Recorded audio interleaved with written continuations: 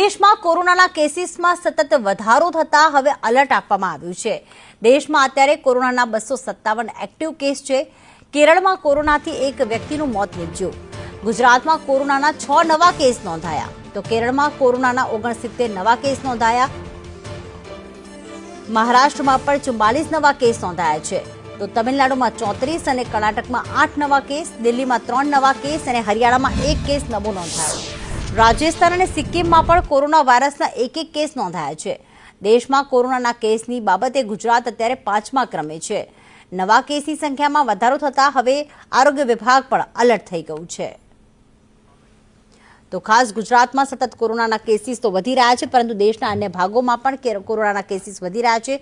સૌથી પહેલા જો આપણે વાત કરીએ તો ચીનથી થાઈલેન્ડ, સિંગાપોરમાં કેસીસ વધતા હવે ક્યાંક દેશમાં પણ કોરોનાએ એન્ટ્રી કરી છે। કેરળમાં તો એક વ્યક્તિનું મોત પણ નીપજી ચૂક્યું છે।